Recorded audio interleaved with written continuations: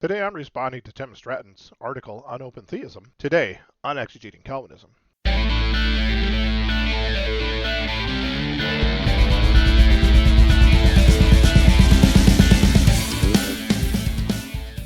Greetings, welcome back to Exegeting Calvinism. My name is Michael Faber, your exegetical guide. And today I'm going to be responding to more of a philosophical article by Tim Stratton about open theism, why he rejects it, and why some of his arguments don't really make sense. But before we get started, make sure you hit the like button and hit the subscribe button.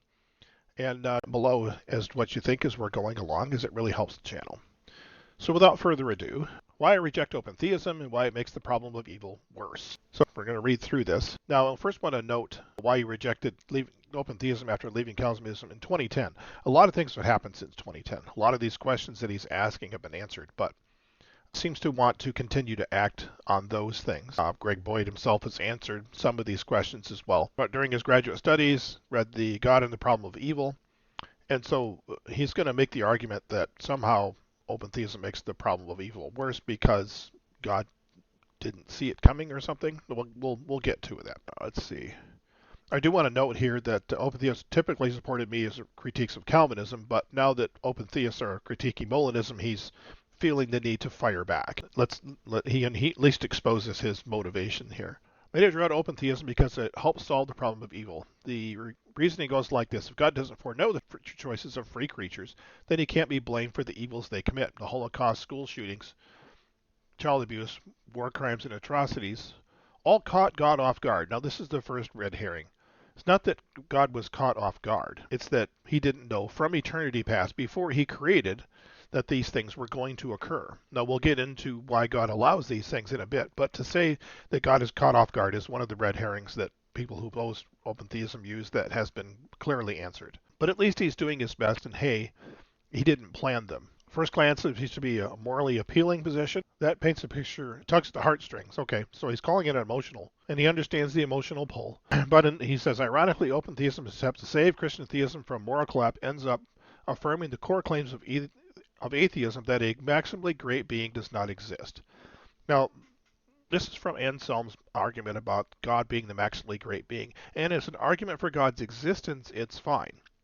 If you were going to argue, however, that God's attributes that you think exist are maximal, and therefore, because you don't maximize this attribute of God, you don't have the real God, that's a poor argument, because we would first have to agree that particular attributes are fundamental to God, and in general, we don't even have agreement on that. And so this is just a poor attempt to stick it in the eye of open theists without really providing any basis here. But hey, let's continue on. According to open theism, God did not know Hitler would freely choose to enact the final solution. Okay. Notice there's no context of when here. And as a determinist, I think we can say, according to open theism, God did not know before creation Adolf Hitler would freely choose to enact the final solution. Well, okay, that's fine. But when he's saying that God didn't know before Hitler chose to do it, no, that's absurd. God knows the hearts and minds and intents of people, and knows human nature is what we have a tendency to do, and knows that something like this is coming. He knew it long before any of us did, even before Hitler knew that it was coming. So, thus he also didn't know that 6 million Jews would be slaughtered as a result of Hitler's free and evil choices in concentration camps. Again, from before creation? Yes. Before it happened? No, God knew what Hitler's intent was. That's pretty clear. This deity could not simply foresee the gas chambers, the crematoriums, or the death marches. Well, again, we're talking time frame. Are we talking from before creation? Well, that would require God be the author of evil.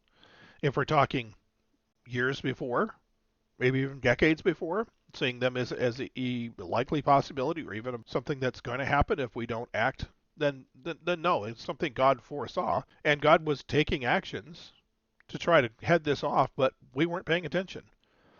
This is one of the issues with determinists like Molinists and Calvinists, is that they don't let man be responsible for guiding and controlling the course of history. They want God to be in control of the course of history so they can feel good about where things are going. But that just isn't the case. If you read the Bible, man is the one who's definitely in control of the course of history. He's the one that's causing things to happen.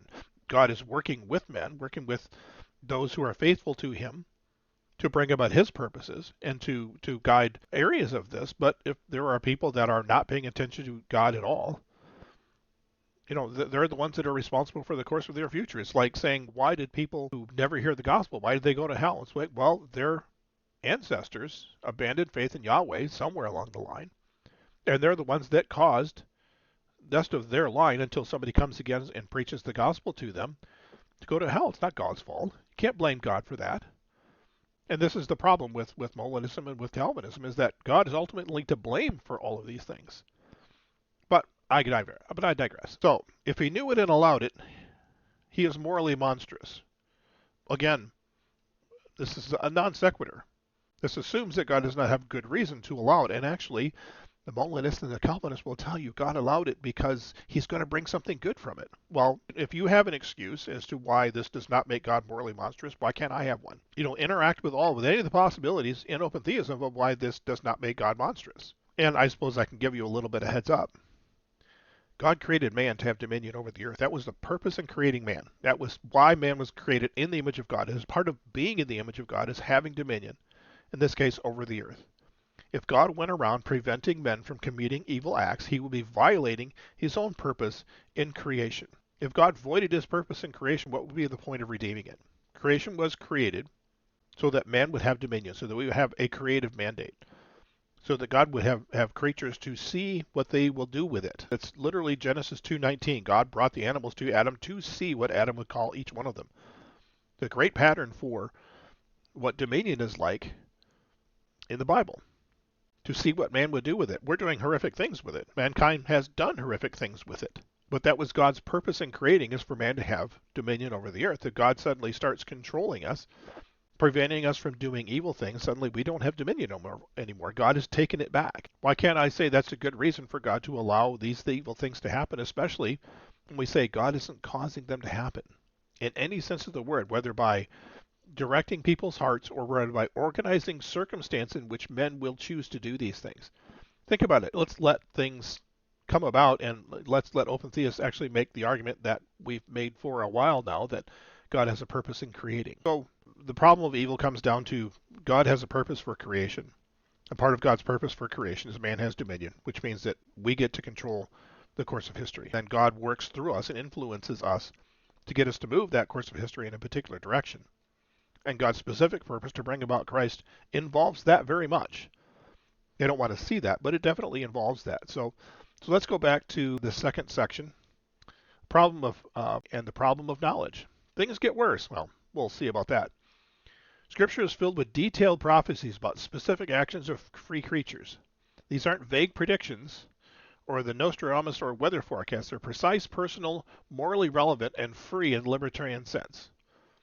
But if God didn't know the future, how does he predict it? Okay, this is exactly like the Calvinist that asks, what's the difference between you and your neighbor when you believed and he didn't? Because the Calvinist says there's a simple one-sentence answer. Give me your simple one-sentence answer. There isn't one.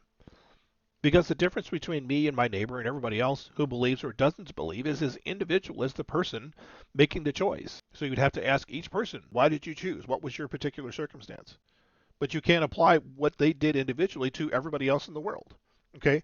And it's the same thing here. The Molinist here wants to say, how does God predict prophecy? And he wants a one-word answer, a one-sentence answer.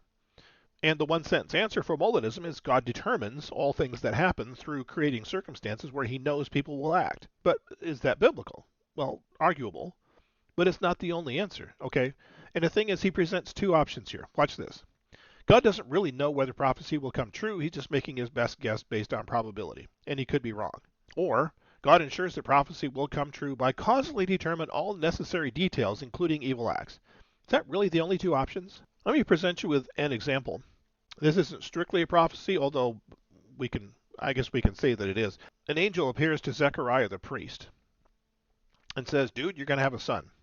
And Zechariah says, I'm old, my wife's old, how do you expect this to happen? And the angel says, because you doubt, until you have a child, and name him John, you're going to be mute. You're not going to be able to speak. Well, for a priest not being able to speak, that's a disability sentence. He can't do his job. Okay? So Now Zechariah the priest is highly motivated to go home, make a baby, and name him John. And that's exactly what the story tells us. The people around him were going to name him after one of his ancestors, and Zechariah's like, no, no, no, no, stop, stop, stop. He's not saying it, but he's waving with his hands, asks for something to write down, and he writes his name is John. And when he finishes, he begins to prophesy about the greatness of God. Now, did God meticulously control that circumstance from beginning to end? No. No, he didn't. Did God not really know whether the prophecy would come true and he's just making the best guess based on probability? No, we didn't do that either. This is the relational aspect of God that I think determinists sort of write out of Scripture. That God interacts with men. Okay? In this case, God sent an angel to Zechariah and gave him a good motivation to go and do what God needed to be done. And he did it. This is a believer in God. He's a fearer, and yet was made mute to make sure that he did it. Is that determinism? No. Is that God hoping that things will come true? No. And this is one of the issues that we have with this argument. It seems like we're talking, well, either God is completely uninvolved and is just sort of guessing and wringing his hands and is surprised and all these things, or God's a determinist. He causes all things directly and we eliminate this center section of God interacting, relating with his creation, relating with those who seek after him in order to bring about his purposes. And we'll see that as we go through, that this center option is one of the ways that God very much operates. So let's answer these specific questions. Let's see. Cases for prophetic foreknowledge. Joseph sold into slavery. Joseph's betrayal is evil, yet God meant it for good. Okay, God takes the betrayal and brings something specific about that. Requires advanced foreknowledge of libertarian choices, not causal control. Is the way that Joseph saved Israel and the family the only way that it could possibly have happened? Do we have a singular line of events that must occur in order for Joseph to save Israel? Or is this the way that it just happened to come about by God's doing? Okay, what if the caravan didn't come by? What if they were a day late? Okay, what if Judah pulls Joseph out of the pit and says, make your way to Egypt? Joseph goes to Egypt and winds up in prison with the two guys, and the rest of the story happens. Is that a fulfillment of the prophecy? Yes, it is. Okay, what if Joseph gets to Egypt and instead of being picked up by and being accused by Potiphar's wife, he is falsely accused of some other crime and thrown into prison? Is that still a fulfillment of the prophecy? Yes, it is. What if he gets thrown into prison, but the cupbearer and the baker aren't there? And instead he's talking to the head guard that's there and interprets a dream for the head guard, and he tells the head guard, hey, if you get before Pharaoh, remember me. And of course he doesn't, but then has dreams, and his wise men can't interpret them, and then the guard remembers, hey, this Joseph guy did a pretty good job for me, and says, hey, Pharaoh, I know a guy. Prophecy fulfilled? Yes, it is. This is the issue with the presumption of determinism, is you see one path to the completion of a prophecy. There's only one way that this could happen. God can only bring this about one way. But when we talk about an open and relational world, there are a myriad of ways that God can fulfill prophecy that don't require foreknowledge. God knows the possible courses of the future, knows all the possible ways that God can get Joseph before Pharaoh to interpret this dream. Does God have to foreknow the specific and precise path from A to B? No, he doesn't. God is wise, powerful, and omniscient enough to accomplish this. And to say that God must have one specific path from A to B really diminishes God's power, his wisdom. To say that if God didn't control it, he really couldn't accomplish it. That's a pretty big diminishing of God's power, of who he is. Let's see, Judas's betrayal. Judas' sin is foretold centuries in advance, yet freely committed. Okay, does there have to be a fixed line of happenings that occur from the prophecy to Judas through the betrayal? No, there doesn't. All there needs to be is somebody chosen from the various people that have the right moral leanings, political leanings, that can be chosen to be among the 12, and Jesus' interactions with him over 3 years bring him to the point where he's ready to betray Jesus for whatever purpose that he had for doing that. Does this require a single line of determinism to reach this endpoint? No, it doesn't. God is wise enough, is omniscient enough, is omnipotent enough to be able to get Judas to the point where he wants him to be without having to causally determine what he's doing, without having to arrange the correct circumstance where God already knows what Judas is going to do. Not necessary. It's one of those things where you're making a false dichotomy that either there is a fixed line or God can't do it. Very small view of God. Peter's denial. Peter predicts 3 denials before the rooster crows. Specific timed sinful acts. Really? What specific timed sinful acts were mentioned? Is the slave girl told in the prophecy? No. Does he have to go into the courtyard with John? Is that specified in the prophecy? No. The only thing that's specified here is 3 denials, 1 rooster. Okay? What if Peter walks off in another direction, bumps into a centurion who recognizes him, and he denies them, and then bumps into a scribe who says, hey, weren't you with Jesus? And he denies it, and then bumps into an elder of the town who challenges him in the same way, and he denies it, and a rooster crows. Prophecy fulfilled? Yes, it is. Because the only thing that is specific is 3 denials and a rooster. So all really God has to know is whatever Peter decides to do, from the moment that the betrayal occurs, he's going to bump into 3 people who are going to question him. That's all that needs to be known.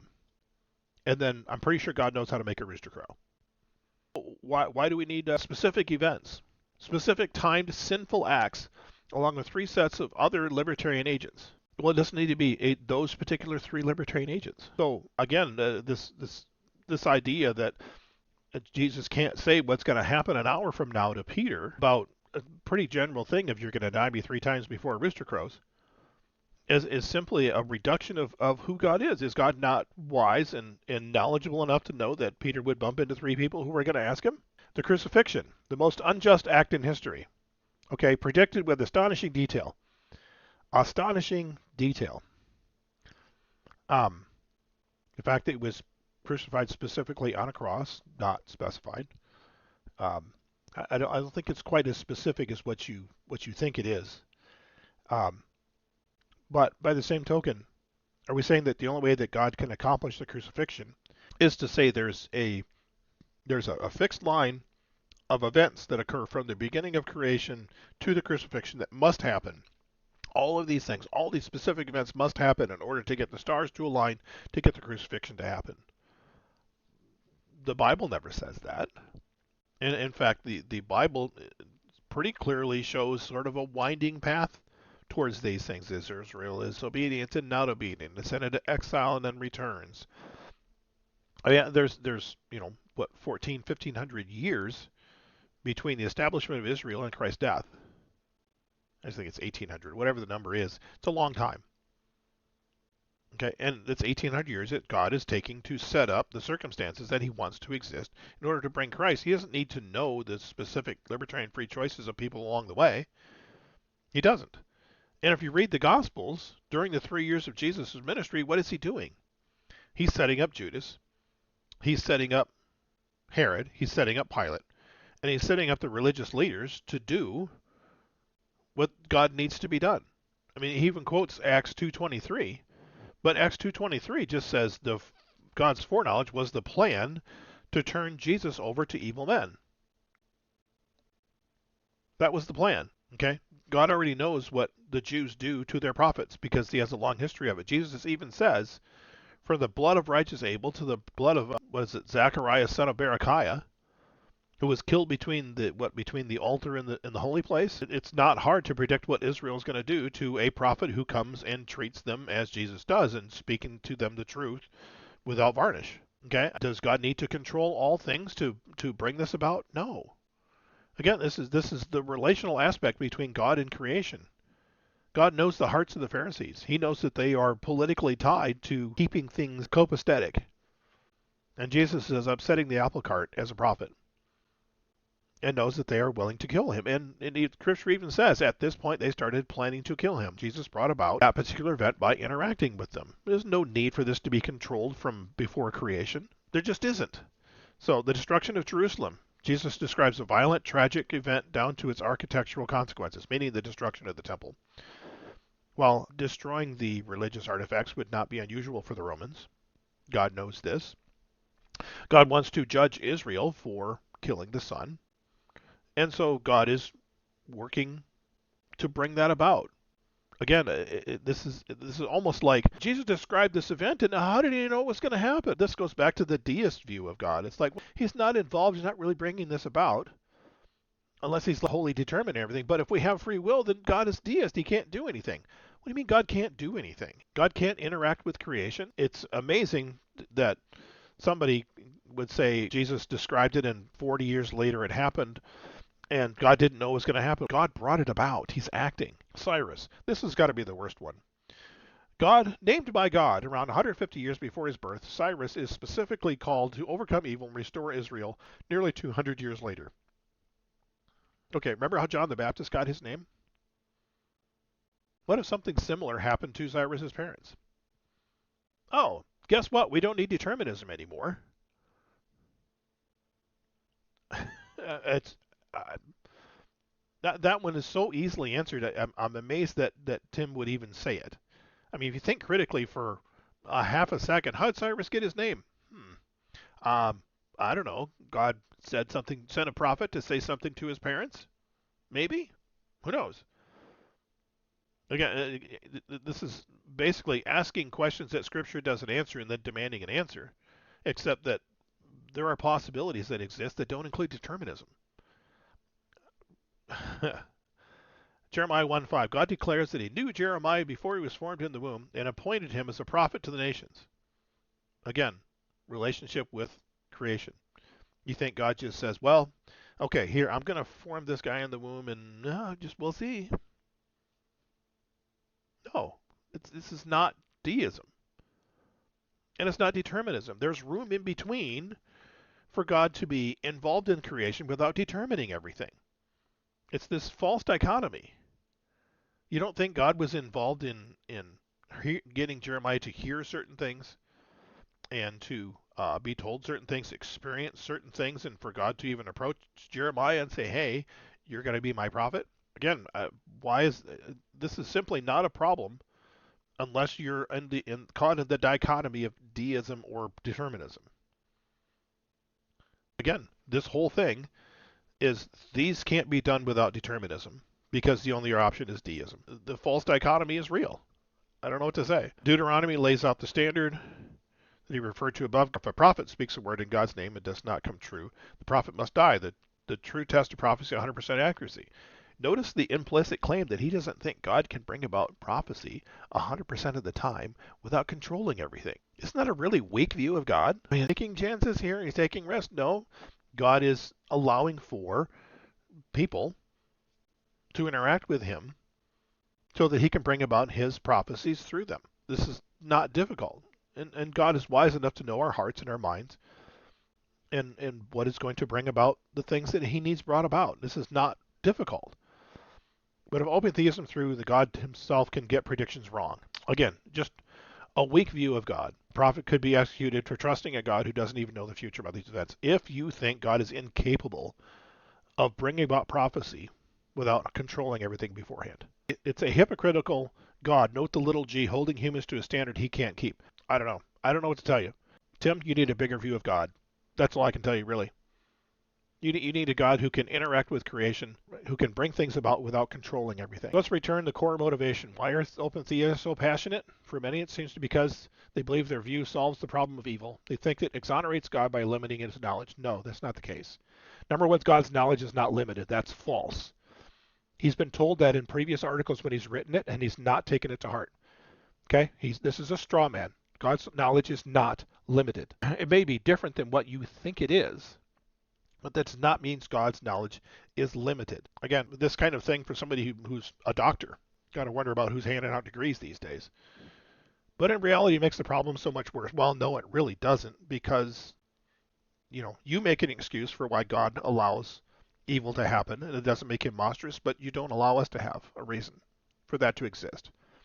That's hypocrisy. So, by contrast, God holds as maximally great being, so do we. No one disagrees with that. And permits the evil only if he knows that he will ultimately contribute to the greatest feasible freedom-permitting external future. Do you notice that he just made an excuse for why God is monstrous? or isn't monstrous for allowing evil, and yet doesn't let open theists answer the same question in a different way. It's just this kind of thing. Honestly, again, his arguments are out of date. That's the only thing I can say at this point. So, um, as a Molinist, I can be sick and horrified and heartbroken when I see such tragedies unfold, yet be comforted knowing that God of middle knowledge sovereignly created the best feasible freedom-permitting world. Then what's evil?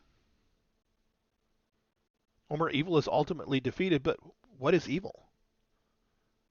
I mean, think about it. In Molinism, God created the circumstances in which evil people would do evil things, and he knew that they would do them by placing them in that circumstance. Can we truly say that that is evil? And in this sense, it's no different than Calvinism. Calvinism just says, God causally determined them to do things directly. In Molinism, God knows that you're going to do something evil and brings about the circumstance where you do the evil anyway. It's still God's will that the evil occur. God's still arsonist and fireman. What happens in open theism? Well, God creates the universe knowing that evil is possible because that's necessary for man to have dominion over the earth. But he isn't the one creating the circumstance in which evil will occur. Open theists assert that God cannot know the future free choice of libertarian agents, but they also affirm that he does know the deterministic events of a natural world. He talks about the deadly floods, knew in advance the parents were planning in days. Okay, exactly. Okay. Did not stop their plans moving forward because it would violate his decree in creation that man would have dominion over the earth. This evil, and this is the thing in open theism, open evil is man's doing. It is 100% man's doing. God did not bring about the circumstance where God knew that somebody certainly would do evil. I did not say necessarily, I said certainly. God is not creating circumstances where evil is occurring. How is that a problem for open theism? Again, the work of evil is the cause of man's doing, not God's. This is the only system that allows for evil to truly be man's, and for the evil course of history to be man's doing, solely man's doing. So the maximally great God of Molinism remains trustworthy in the sense that he's meticulously controlling everything by setting up every circumstance that occurs. Sure, his attacks on open theism simply undercut his position worse than it undercuts ours. And quite honestly, the issue of man committing evil and evil maybe being purposeless. I know people hate the fact that there would be purposeless evil, and yet if evil has a purpose, it's not evil. Did I say that out loud? Can I say it again? Evil that has a purpose isn't evil. Yes, great things can come good out of evil acts.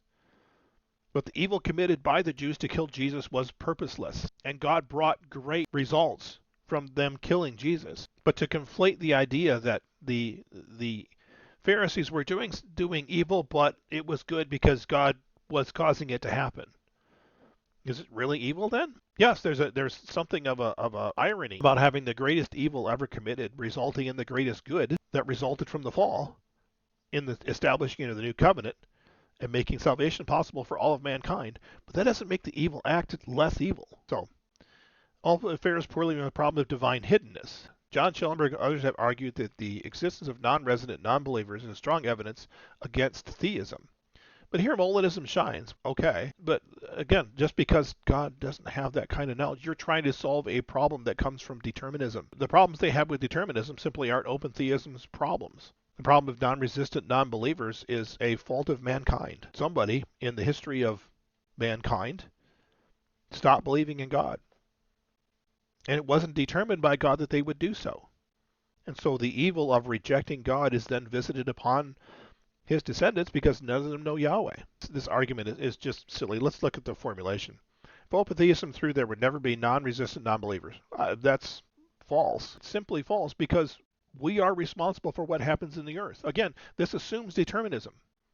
If God is controlling all things, then non-resistant non-believers is a problem. If God is not controlling all things, then the fact that there are non-resistant non-believers is man's fault, not God's. So number one is false. It was rejected out of hand. God remains justifiably hidden for now because he knows the future.